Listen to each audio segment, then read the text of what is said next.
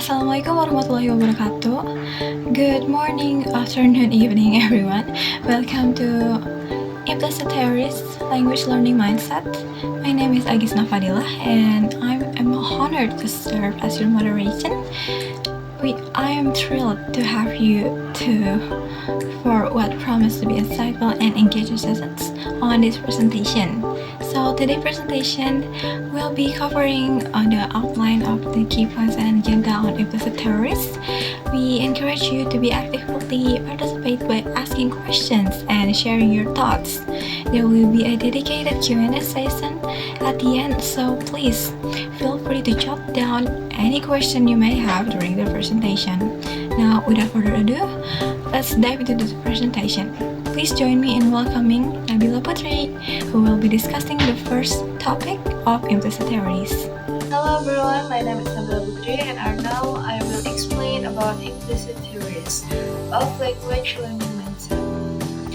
First material is implicit theories in psychology. Dweck 1996 identifies two principal sets of implicit theories, an entity theory and an incremental theory. A person holding an entity theory of intelligence is likely to believe that an individual's intelligence is a fixed quantity. In contrast, a person subscribing to an incremental theory believes that people have the capacity to develop their intelligence. During 2006 also used the more accessible term mindsets, and the implicit theories outlined above correspond to two mindsets. A fixed mindset, a belief in the fixed nature of ability or intelligence, which is consistent with an entity theory, and a growth mindset, equivalent to an incremental theory.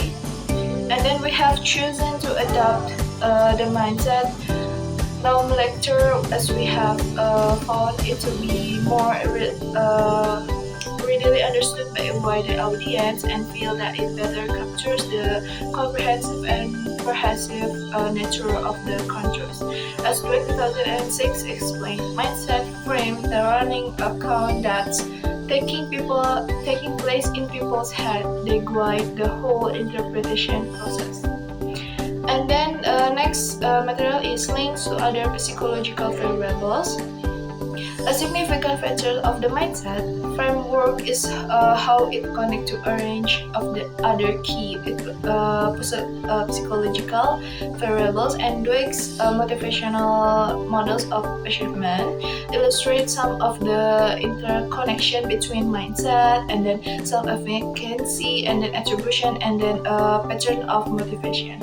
The models predicts that a growth mindset can mitigate the impact of low self-efficacy, since individuals holding a growth mindset believe that their abilities can be increased through effort and practice.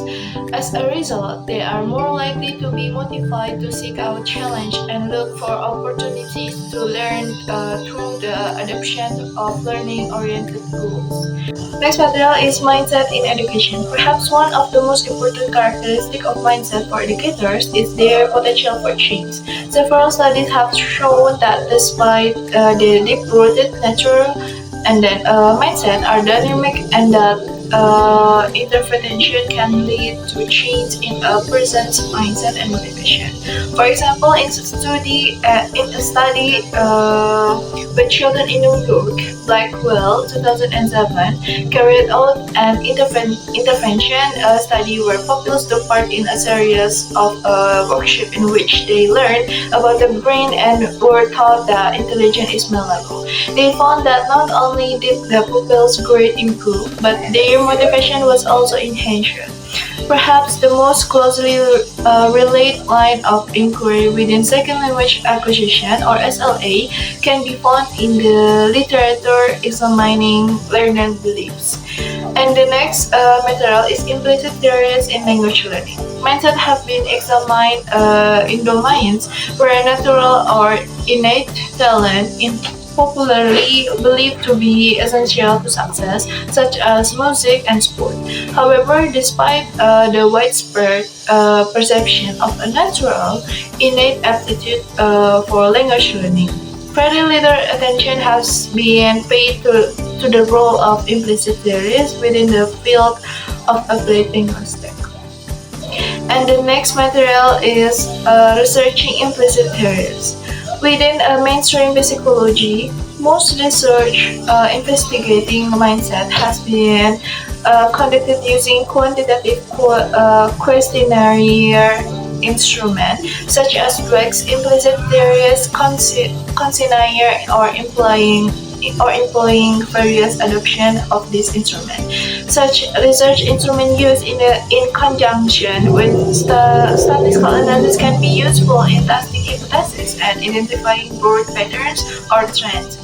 More recently, there has been some recognition that fixed item questionnaires alone cannot provide a complete pictures.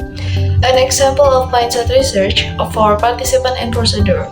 This small-scale study was intended to build upon earlier work and generate a hypothesis for future research.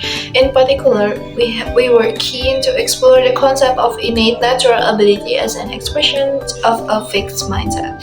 Our aim was to elicit detailed data concerning this one specific aspect of mindset-related beliefs.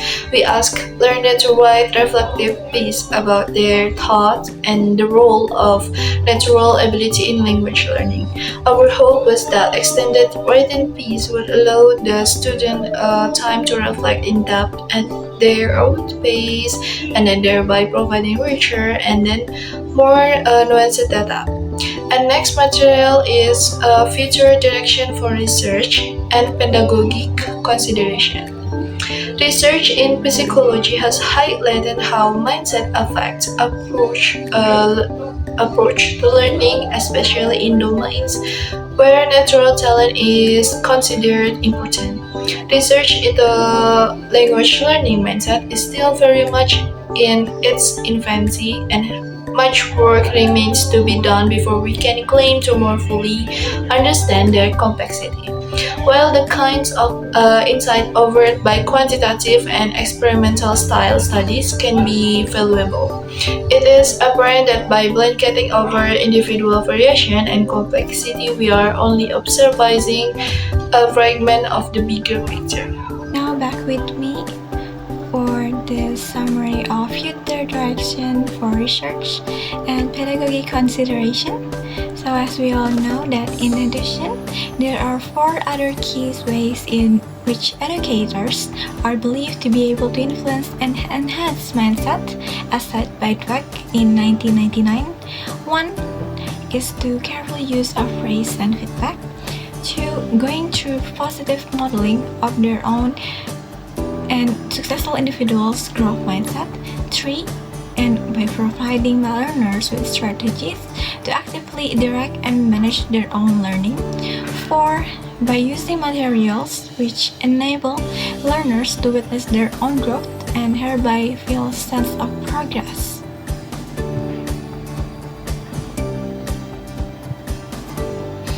So in conclusion, implicit theories significantly impact language learning outcome by cultivating growth. Mindset can enhance motivation, resilience, and proficiency in language learners.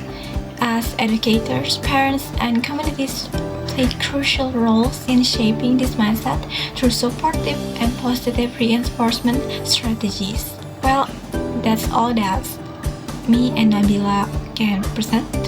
If there's any wrong sayings or anything, I hope that you guys can forgive both of us. Now we go to the question session. We'll be taking question down below. Thank you. Wassalamualaikum warahmatullahi wabarakatuh.